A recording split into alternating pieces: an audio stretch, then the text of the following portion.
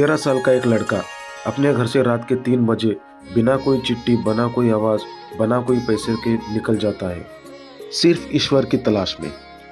काशी में जब भगवान शिव ने खुद उनको दर्शन दिए तो तभी से उनका जीवन बदल गया। उसी क्षण से राधा रानी का अनन्य भक्त बन गया। हम बात कर रहे हैं प्रेमानंद जी महाराज की। लेकिन रहस्यमयी बात है कि कोई इंसान बिना किडनी के कैसे जीवित रह सकता है। साल 2006 में डॉक्टर्स ने सीधा कह दिया था कि इनकी दोनों किडनियां फेल हो चुकी है। तो दोस्तों, ये कहानी उस संत की है जिसे हिंदू भी मानता है और मुस्लिम भी मानता है। आइए समझते हैं प्रेमानंद जी महाराज की पूरी कहानी आज के इस वीडियो में।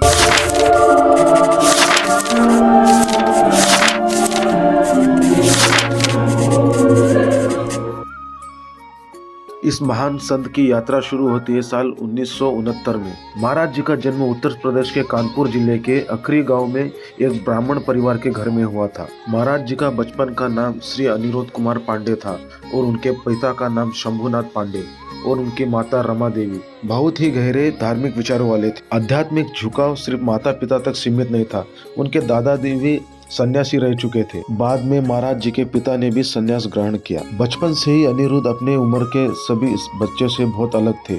जहाँ सारे बच्चे अपना सारा समय खेल कूद में डालते थे, वही अनिरुद्ध अपना पूरा समय भक्ति और शास्त्र पढ़ने में लगाते थे। महाराज जी ने 5वीं कक्षा तक पहुँचते पहुँचते गोरखपुर के श्री भक्ति सुख सागर और अन्य पुराण पढ़ने में लगा। घर में कोई पूजा होती तो बड़ी भक्ति से हनुमान चालीसा गाते थे। जब वो 9वीं कक्षा में हुए तो उन्होंने अपना घर छोड़ने का निर्णय लिया। एक दिन उन्होंने ये बात अपनी माँ से कही और माँ ने सोचा ये किसी संत का सत्संग सुन लिया है, इसलिए इसको ऐसे विचार आ रहे होंगे। अगले ही दिन रात के 3 बजे उनके माता पिता गहरी नींद में सो रहे थे और उनके माता पिता को प्रणाम करके घर से निकल गए।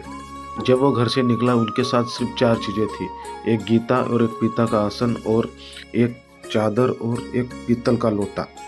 रात के अंधेरे में वो घर से निकले और लगातार 15 किलोमीटर तक चलते रहे। घने जंगल में पहुंचकर एक मंदिर पहुंच गया और वहां 14 घंटे तक बिना कुछ खाए और ऐसे ही बैठा रहा और ध्यान मुद्रा में बैठ गया। तभी उन्होंने देखा बाहर से कुछ आवाज आई। बाहर देखा तो एक आदमी खड़ा था। वो आदमी ने बोला कि यहाँ कोई सूरदास रहते हैं, मैं उनके लिए दही लाया हूँ।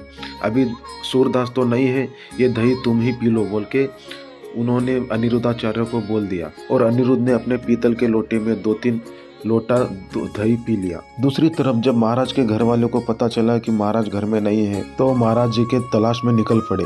3 दिन बाद जब महाराज जी के घर वालों को पता चला कि मंदिर में कोई गोरा लड़का बैठा है, पूरा परिवार उस मंदिर की ओर गए। जब अनिरुद्ध को पता चला उनके घर वाले उनके तरफ आ रहे हैं तो उनके मन में भय उठ पड़ा। अनिरुद्ध ने ध्यान में बैठ गया और उनके पिताजी ने उनको कठोर अवस्था में कहा उठ जाओ। तभी अनिरुद्ध ने दृढ़ता से कहा ये जीवन भगवान को समर्पित हो गया है।